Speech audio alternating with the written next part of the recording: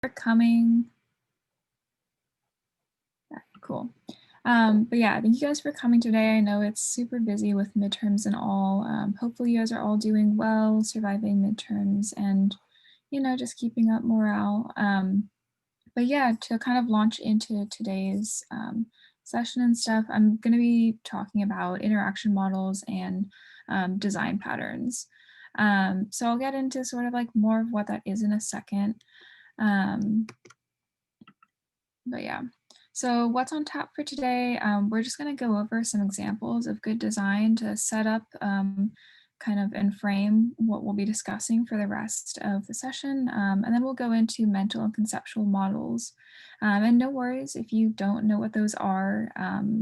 They're terms that we'll be covering in a lot of depth. So again, it's totally okay if you don't know what those are yet.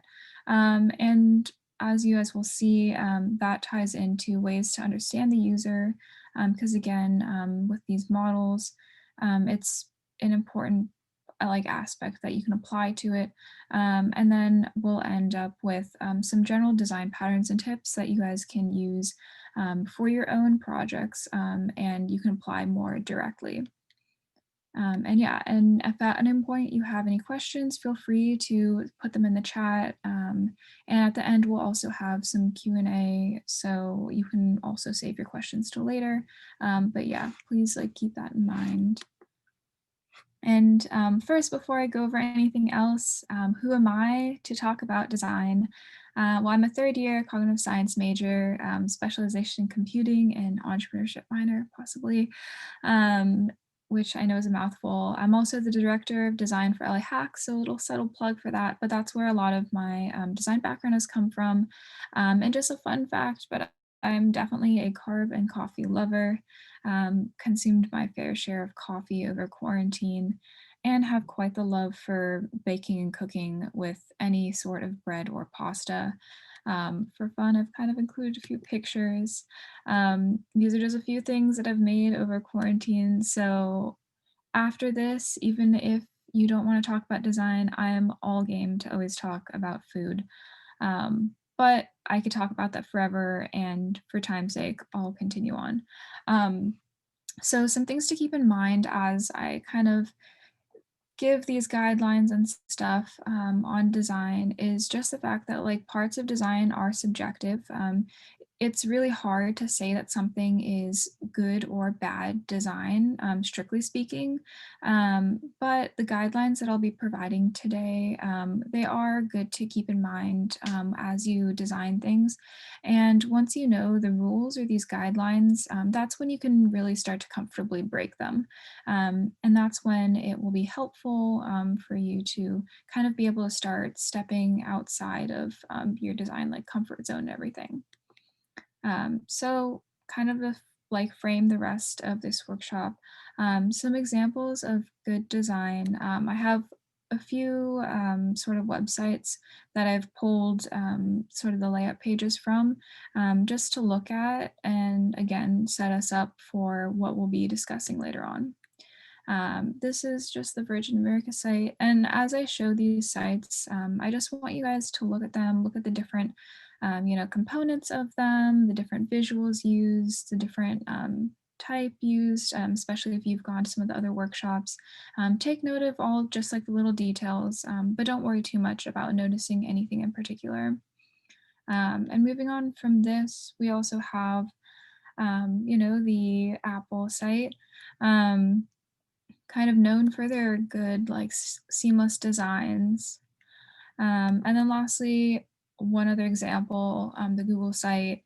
You might not think of it as a design site, but in the context of user design and user interfaces, it definitely is a good example of how to lay out a page to really create a good user experience.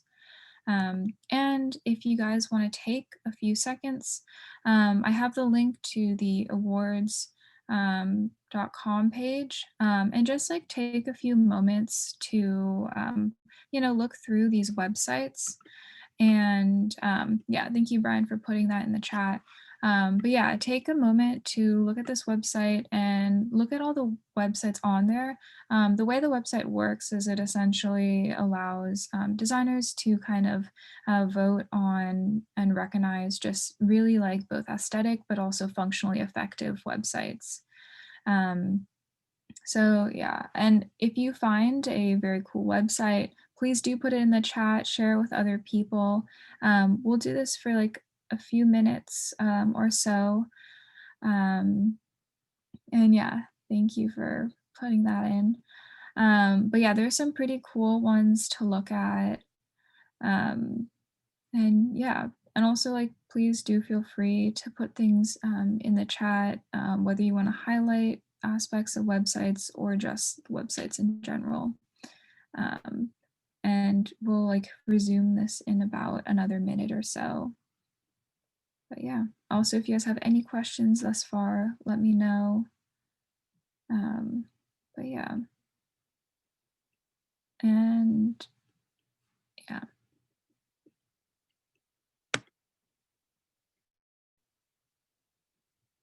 Yeah, definitely like notice color, notice sort of ways that um, different things are organized, and also great to notice, if you don't like something about a website, it's almost just as important to be able to notice quote unquote like bad design or just designs that don't feel very effective as it is to notice like the very like nice and aesthetic ones.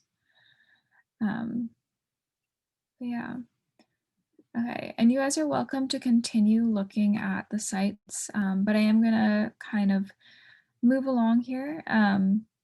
But hopefully what you've noticed is that good designs, they feel simple and easy. It may be difficult for you to fully articulate why you like a certain site.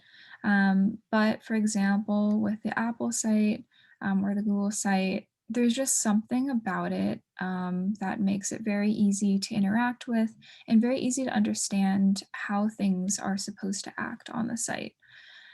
So with this in mind, and as a designer, you might be wondering, how do you make something feel easy? Design, it's a visual thing. It's sometimes an auditory thing, but it's really hard to kind of create an emotional feeling. And as designers, one of the biggest challenges that we face is emulating feeling or emotion through our designs. Um, so it is very, that's like one of the big questions that we have as designers. And that kind of introduces this concept of the mental model and conceptual model. The mental model is essentially the user's representation of the world. For example, if you're an athlete, it can be your representation of what your sport is and how it works. You can think of it as like being inside of the user's head. If you're a student, you have a different mental model of your neuroscience class than someone who is maybe like a different major and has a different mental model of what neuroscience means.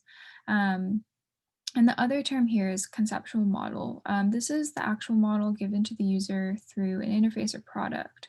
In other words, this is the model that as designers we're creating. And you might ask, like, why is it important to recognize that we have these different models? And what do these different models mean? Um, well, when your mental model doesn't equal the conceptual model that you're giving to the user, it creates frustration and confusion. For example, if a user sees a button and they think it's going to save their work and instead it deletes their work. This is an example of their mental model, the user's mental model, not equating to the conceptual model of the designer who created that button. And so again, this is kind of what creates unpleasant experiences of websites, and it's kind of what we want to avoid. In contrast, when your mental model or when the user's mental model is pretty much mirrored in the conceptual model of what the designer is presenting.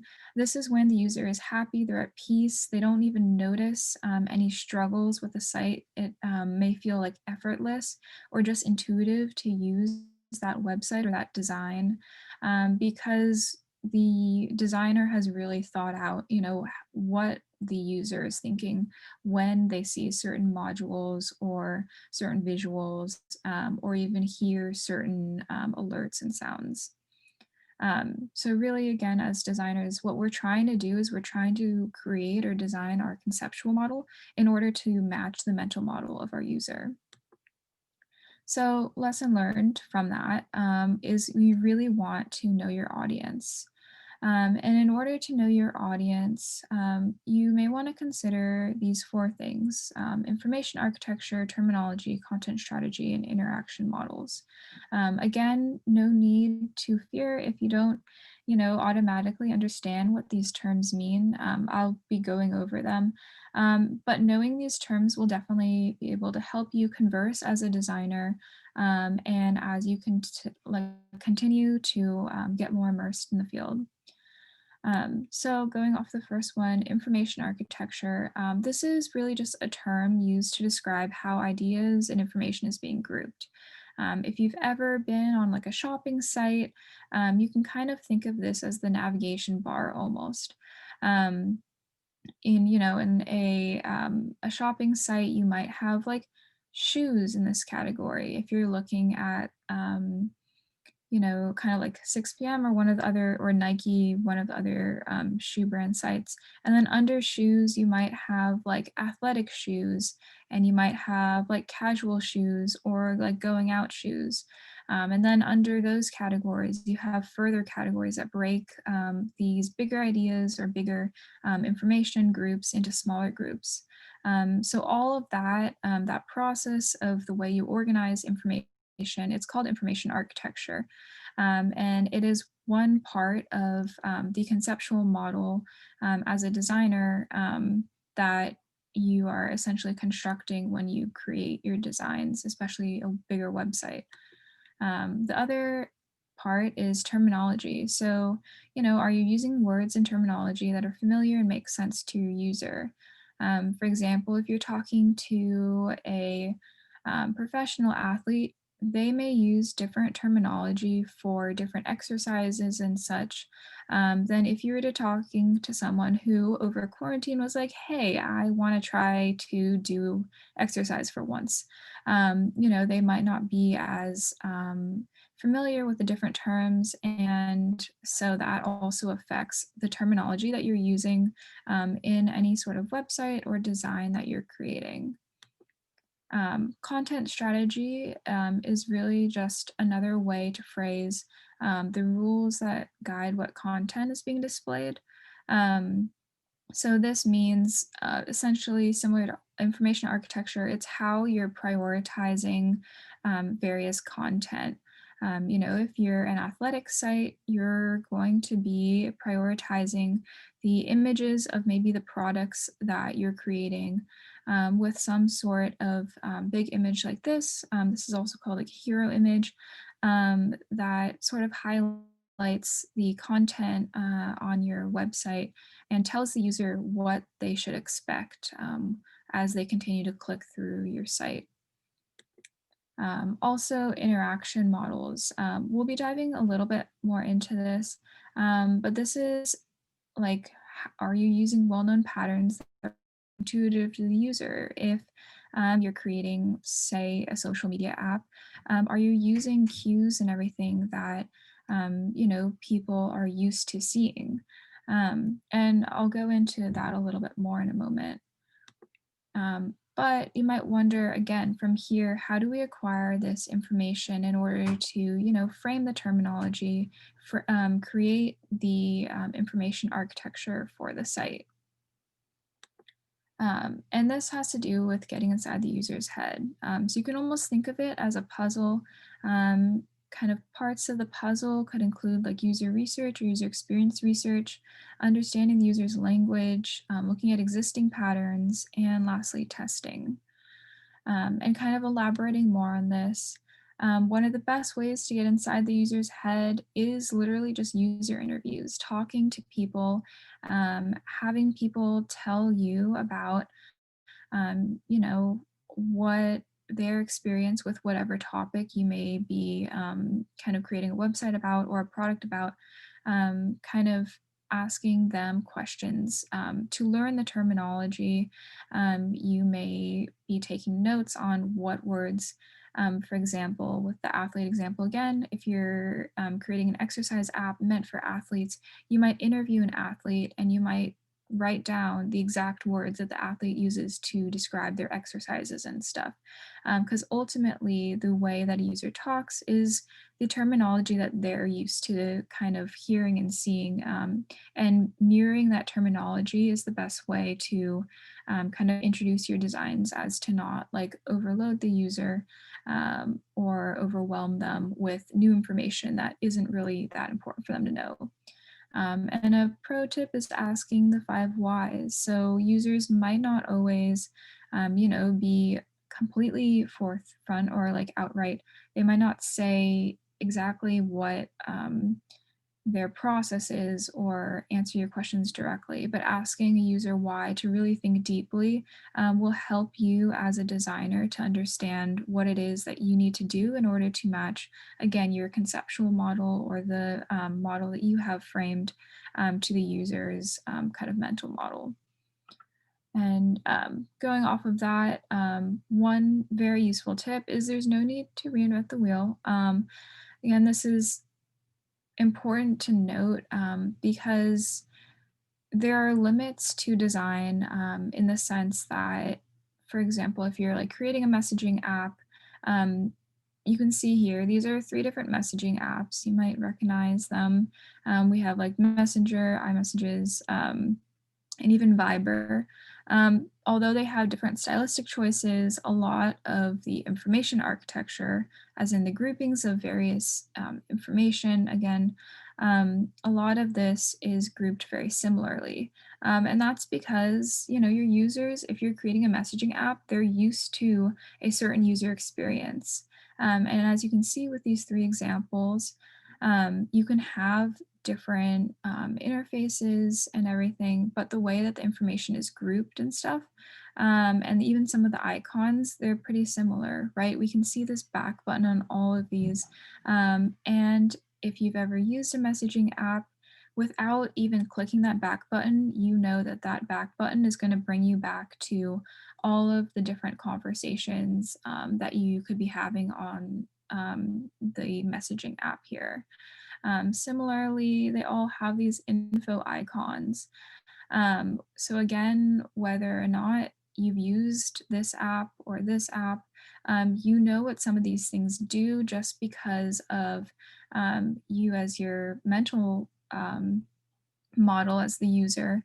You have these mental models that the designer in all cases of these apps has incorporated into their conceptual model of their messaging app in order to allow the user to really have ease when they use apps for the first time. And again, just notice that, not all of the messaging apps are the exact same, but a lot of the aspects are. So, as designers, our role is not to completely reinvent what messaging looks like, but rather to, improve on the aspects of messaging and other sort of applications that can assist the user in new ways that don't necessarily confuse them. And the last thing that helps you to sort of solidify your knowledge on the user is by testing your designs out. And this is literally as simple as having someone use your app or use your website and try to click into things. And when you see a user click on a button that's not really a button or not be able to find a button, it's a cue to you as a designer that, oh, okay, like my conceptual model does not match the mental model of my user. So testing is really crucial. And again, this can be as simple as like pulling your roommate aside and telling them like, hey, here's something I created. Can you take a look at it? And oftentimes, even a user's first impression of a design is really telling to how successfully you've mirrored your conceptual model to their mental model of how a system works. Um, so again, I have the awards link up here, and I'd like you guys to just pick any website, pick one, hopefully that you like the look of. Um, and I'm going to be going through some tips on just, what some effective things design wise that you can do, and things to avoid. So again, take a sec to really look at the websites on there, pick one, and then I'll go over the tips in just a moment. And I'll take a quick look at the chat to make sure there's nothing there. Okay, great. Um, yeah, so moving on to some of the tips. Um, yeah, so some general tips. The first tip is just providing constant feedback. So if you guys have ever used Instagram, which a lot of you probably have, you'll notice that like when you like a post, you get the little heart, and that tells you that your liking of the post has been registered. And you might even notice the little heart being filled in at the bottom. This is a very old picture of Instagram, but important to note is that even if it's an old version of it, it's a feature that Instagram has kept because feedback is essential. When you don't provide feedback, a user again is confused because they're like, well, I did something, but nothing happened. Users often need confirmation that the actions that they created did have consequences and did quote unquote work with your website or system or any of your designs.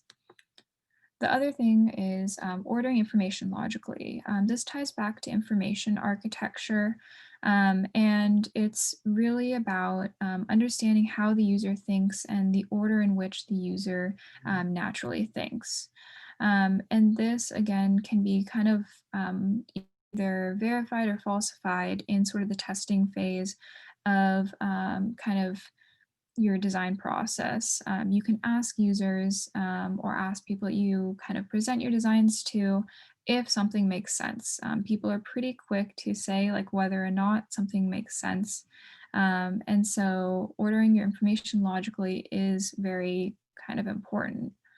Um, the other thing that some people forget to do, especially first time designers, I know that I'm guilty of this, is allowing users to easily do or redo an action, and also just having a back button. The worst thing as a user is going through an app or a website and getting to a page and not being able to go anywhere else on the page. And so, just something to keep in mind always is to have some sort of redo or a back button to allow users again to navigate through the kind of information architecture of your site through sort of the entire, like basically not to have any dead ends. Um, but yeah. And then keeping it consistent. So as you guys have probably learned through other Bloom workshops and everything, typeface and typography, it's super important, as well as different, styles and colors and stuff. Um, and as kind of like Ruth pointed out in one of her kind of tips, it's really important that you have consistency, because without consistency, or if you have a bunch of jarring colors, or even like mixed typefaces, it can be really overwhelming to the user. And again, as a designer, we really want to communicate through visual and sometimes auditory cues, and specific through the visual cues. One of the best ways is to not confuse the user by introducing a bunch of new and different styles. Um, and with this very old kind of warning sign, tip number 5 is use warnings, especially when you're asking the user or allowing the user to do something big. For example, if you are creating something like Word, you want to make sure it's very easy for the user to identify if they're going to delete a document, that they actually want to delete that document. Um, if they just typed up a 10-page paper, you don't want them to be able to delete that document with one click of a button. You want to warn them whether or not they actually want to go forth and create that change. And this is so important that I have this very, very old version of a warning sign because it is an aspect of design that's been around forever and will probably continue being around forever as people as users, they're not perfect, and you want to allow users like a second chance, especially when, again, deleting anything or kind of creating that action. Tip number 6 is keep it simple and don't overload users with information. I'm sure you guys have all had a class at some point where the professor just went on forever and talked and talked and talked and gave you term after term. Um, when you're designing a course, that's not what you want to do. And similarly, when you're designing a website, that's not what you want to do. Thinking back to the Apple or the Google site, one of the really amazing things about those sites is that they don't create this overwhelming feeling. And part of that is the information presented on those sites are presented in very small amounts. So you want to slowly feed users information. You don't want to just blast them with a bunch of text or a bunch of functions. You want to make it very easy for them to navigate things step by step until they really learn how to use your product or your site. And with that in mind, flexibility is key when you have different audiences. This is our tip number 7. And one of my favorite examples is Google Sheets. If you guys have ever used Google Sheets, it's really awesome because if you want to create a budget sheet where all you're doing is summing up how much you spent on groceries, you can easily do that by just putting in your numbers and setting up the sum. Um, but if you're a little bit more proficient with Google Sheets or even Excel, other sort of data table sort of processing sites, you know that you can do a lot with the sheets and you can do all these, complex equations and data manipulations. Um, but important is that if you want to still just sum up your rows and columns, you can do that too. And it's very easy for the user to be able to, go Google Sheets and do these simple actions and build themselves up to performing more complex interactions with the site. Um, so that's important to build into, especially when you know that you have a wider variety of audience members, some of which may be less proficient in the type of actions that you're asking your user to perform, or maybe they're more expert and could use the added functionality of some sort of button that allows you to import like algorithms or um, equations into like a Google Sheet or something similar to that. Tip number 8 is minimalism is beautiful. I am very much a fan of minimalist design. All that really means, again, is not overloading your users with information or with choices on what to create.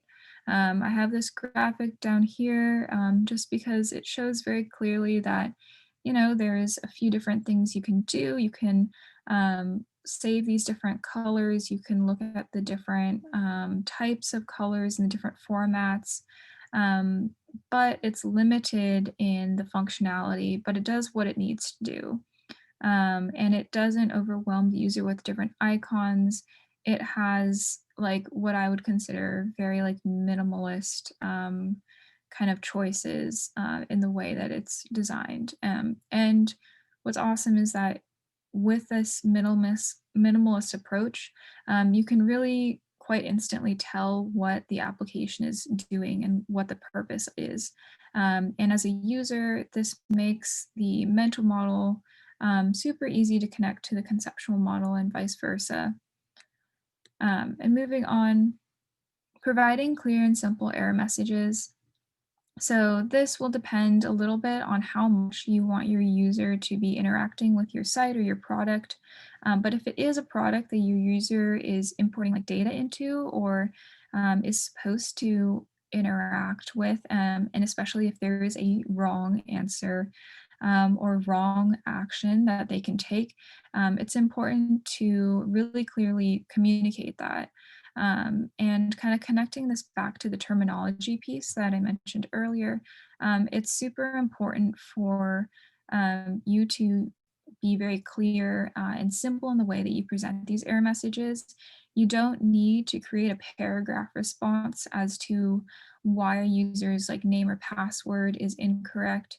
Um, and you also just want to be very clear in the way you're asking your user to interact with your designs. And the last sort of tip that I have here is offering easy access to troubleshooting resources. So this will depend on your product. But if you're doing any sort of like consumer user facing product, there probably will be a time where the user needs to get more information or get more feedback or want to talk to someone who is a person.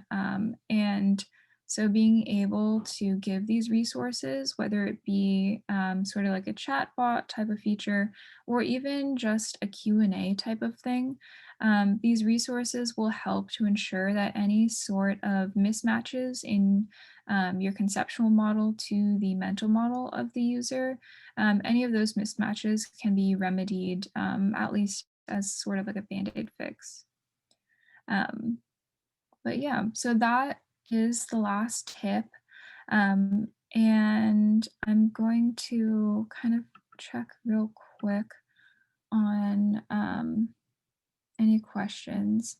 But definitely do take some more time on the awards site. Look for kind of these tips and see where designers have followed these tips, but also do notice when a designer hasn't followed one of these tips and take note of like how that makes you feel as a user.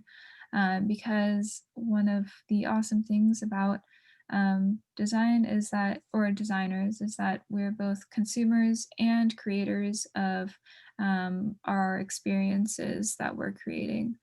Um, but yeah, with that said, if you guys have any questions, now is the time to ask them either in the chat or you're welcome to unmute yourself and ask them in person. But yeah, thank you Yay. guys. Awesome. Yeah, let's open up for questions. Yeah, anyone can unmute to ask a question. I have a question actually. Kaylee, when you do design, like how do you make sure that you have like keep these tips in mind in terms of like going about doing your design and ideating through it? Yeah, I mean, quite honestly, one of the best ways I found, or like most efficient ways, in order to check that like I'm following these tips are really just having people I know test out my designs or take a look at my designs. For example, with LA Hacks and stuff, we are wireframing the application site right now. And so like I've had my roommates just check on some of the images that we're using and I'll ask them, like, what do you think this image means? For testing icons and asking simple questions like that are really like quick and easy ways to figure out like if your user understands your designs the same way that you understand your designs. So really, I think testing, and you can ask anyone, it doesn't have to be another designer.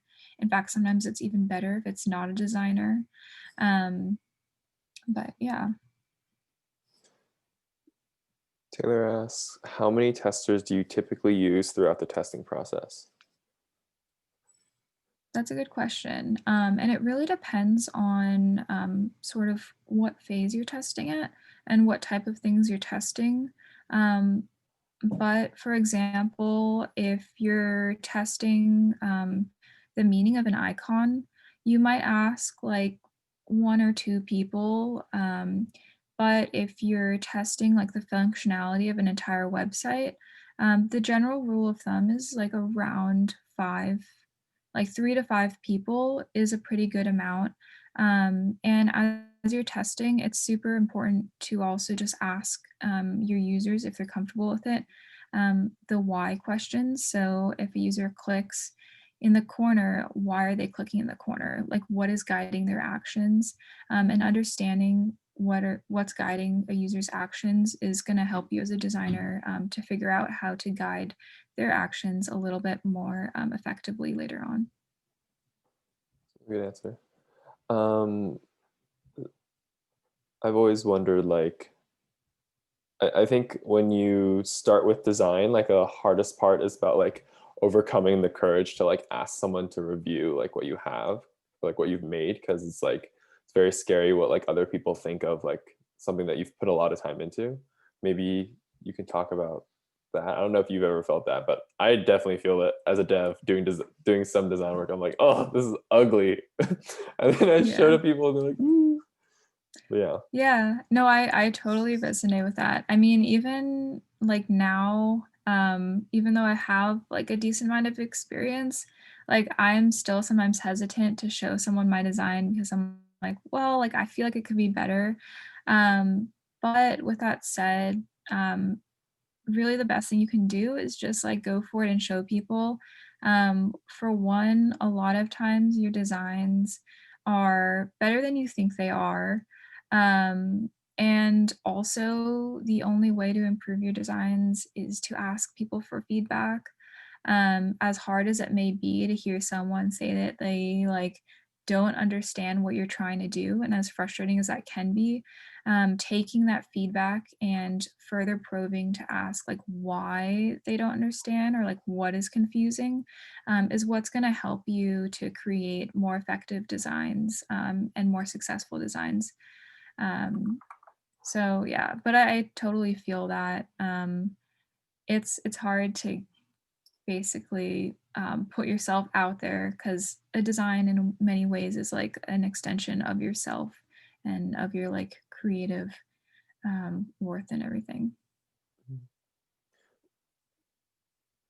Awesome. That was a really good answer. Yeah. Yeah. I think like the hardest part for me, like getting started with design work was like understanding like where to start. And I think a lot of like the tips that you have in terms of like coming with it user first is like really great because um, I mean when I first started to do that and they all looked really bad. Um, but maybe if you have like any anecdotal experience in terms of like what like like key things that you learn along the way, if you have like an anecdote on that, that'd be great to just share with people. Yeah. I mean, I'm trying to think of an example that would be best to talk about. I'd say like one time where like I really did notice the power of user testing is I was for fun just like creating like a coffee app. And I was having like my sister, so like someone who is like very close to me, I was having her look at my app. Also, I will say like it tends to help if you have like friends or family review your designs sometimes. If you're like scared about like another quote unquote like designer reviewing it, it's always fine to like have friends or family look at it. But I was having my sister look at the app, and all the app needed to do is like get the user to order a cup of coffee. And my sister, for the life of her, could not find the button that like allowed her to like order the coffee. And I thought it was so obvious. I was like, I highlighted it. It was like a bright color. Like I thought she would find it for sure. But it turns out that like the terminology that I used to essentially like order the coffee, I thought I was being fancy and instead I was just being confusing. Um, so even things like that, like my sister knows me really well. She like I assumed that she just like would understand what was in my head. But kind of experiences like that really show you the mismatches that you can have with both like your mental model, even with other people's mental model, because everyone does think about things slightly differently. So again, that like user research aspect of the design process is pretty crucial for really like any sort of experience within your design.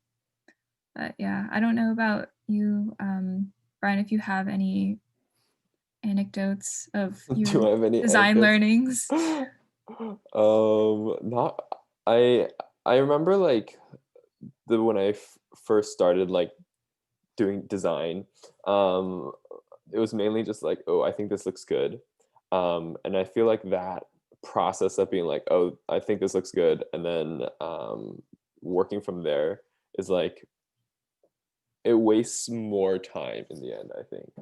I think learning like how grids work and searching for types and like what you're the rules that Justin produced in his or he showcased during his type class in terms of like let's make the headers. It's like all about vibes and everything else is like that you do for like giving out information. Like those are stuff that like I feel like if you know them already, it makes doing design work a lot more process oriented, so that way you're not like doing something and then scrapping completely and starting over again. Though I'll say that is I feel like a big part of it. um, oh, Helen asks, are there any resources or platforms to practice building an interactive website as a beginner without needing to worry too much about the dev part? I think Kaylee, you talked about some great principles, so just want to get some hands-on experience. Yeah, I mean, I definitely say that personal projects, like I don't know if that answers your question, Helen, but personal projects are a great way to just practice building websites.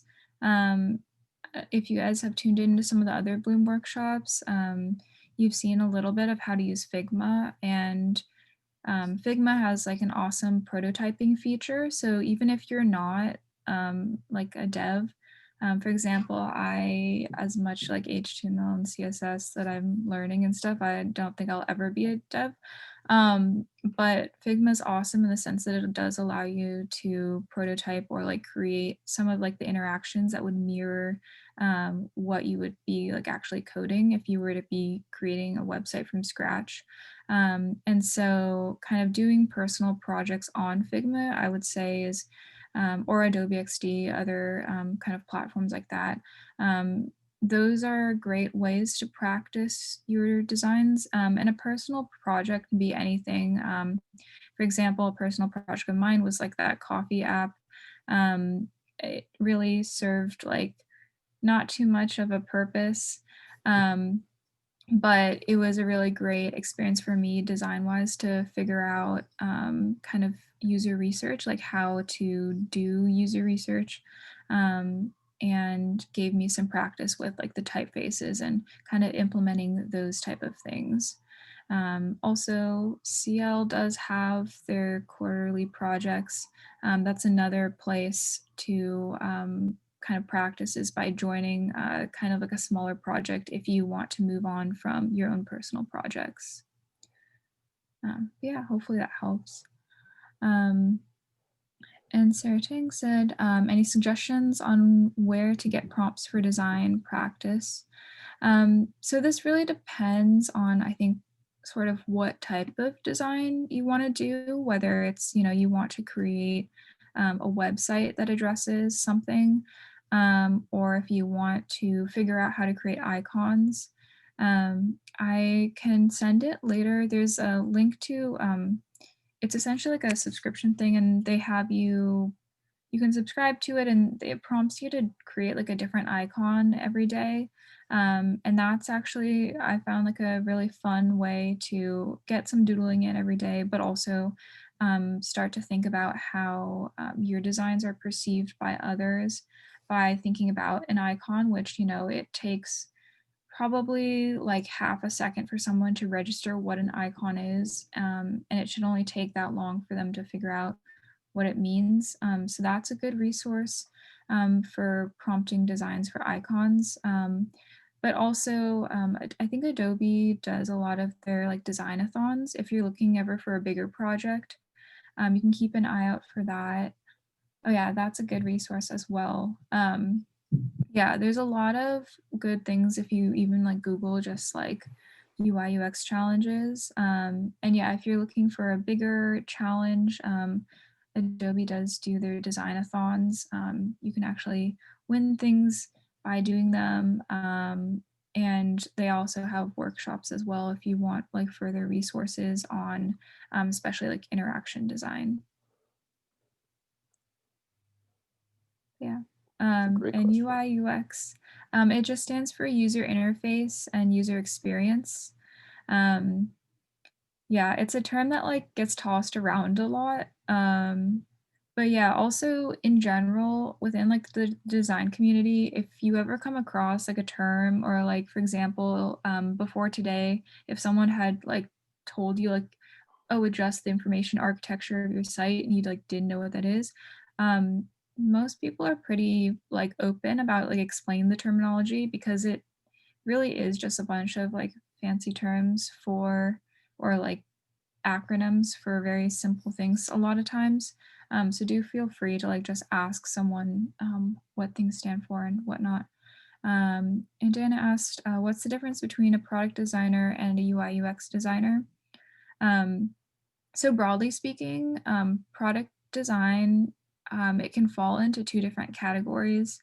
There's sort of like material design, and then there's digital design. UI UX can kind of fall into both of those categories as well. The key thing though is that UI UX design tends to be focused more on the experience, so understanding how a user is interacting with the product or the thing you're designing. And additionally, product design can sometimes feed a little bit more into programming a little bit or the more dev side. However, they can be used interchangeably. It's kind of, this is like an example of where the terminology isn't super standardized within the industry. So definitely like if you're looking for jobs or whatnot, do specify for like product designer, especially like what type of product design, whether it's like creating the interfaces and stuff through like development or through like the more I guess the way that we're talking about design process. Yeah. Do you say you would lean more towards UI or UX, Kaylee? To be honest, I'm still kind of figuring out where I want to go. Thus far, I've probably focused more on like user experience research. Also within UI UX, there's more like the design side and the research side. The research side is a little bit more on like what I talked about between mental and conceptual models, kind of understanding the user as opposed to um, kind of the UI design process, which is like taking that information that a UX researcher has done, or like taking the research that you've done and implementing that into like the visual side of design. And what do I do, or what do you do when you get designer's block? Yeah, designer's block is definitely a real thing, just like writer's block is. Um, to be quite honest, I usually like take a second and like don't look at my designs for a little bit. I still like love Pinterest with all my heart, so a lot of times I'll just Pinterest surf for a little bit. I find that looking at other people's work is one of is a really great way to get past like designer's block. It allows me personally to like just see what other people are doing and also how other people are pushing the boundaries of design, which in turn like makes me more comfortable with trying out new things and testing things that like I might perceive originally as being like not feasible. But yeah, those are some things that I do. And then Fontana asked, do you have any recommendations on blogs, podcasts, or books to learn more about UI UX? Um, yeah, I can link some things off the top of my head. I know there's a podcast about like how like everyday things are created. That one's just kind of like a fun one if you're looking for more like digital UI UX. There's definitely like a pretty big community. I don't know, Brian, if you have any off the top of your head sort of like ideas on I guess like blogs and stuff. Also for UI UX, there's a very old book called like something like all the things on everyday objects. Um, I need to like reference to like make sure I have the title of that right. But I can send that kind of separately as a resource. Yeah, no, I don't really look at blogs that much for for UI UX. I do a lot of like CS ones. Mhm, A lot of like when I want to get inspo, I go on awards. Awards is the best. mhm. It's like I go on awards and like, oh my god, that's so cool. I want to build that, and then somehow so either it materializes or it doesn't. Uh, Yeah. there's a lot of great resources out there. Like a lot of people post about how they go through their designs. I know CL, I think one of the projects on our Medium talks about how they went through their design process. Um, I can link it in the chat real quick. Yeah, Medium is a good resource just in general. There's a lot of designers who like to post their like tips or their design process or processes on Medium. And like Brian said, CL does have a Medium. So you can look at like past projects and see how both designers and devs and just like all creatives have gone about like solving a problem before. So that can be like really helpful. Um, yeah.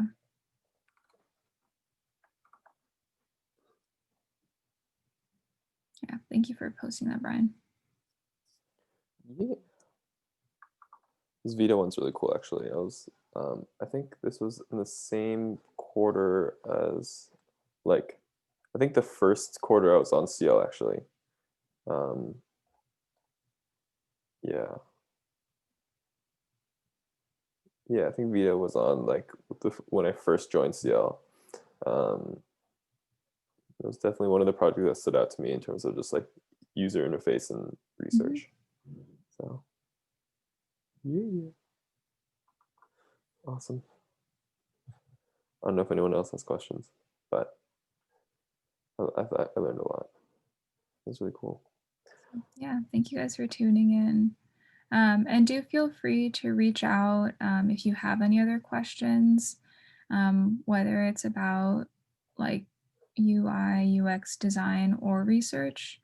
Um, I'm also like involved in a lot of cognitive psychology research, which I like to tie into my design process. So if you're interested on like the more academic side of UI UX, do reach out about that as well.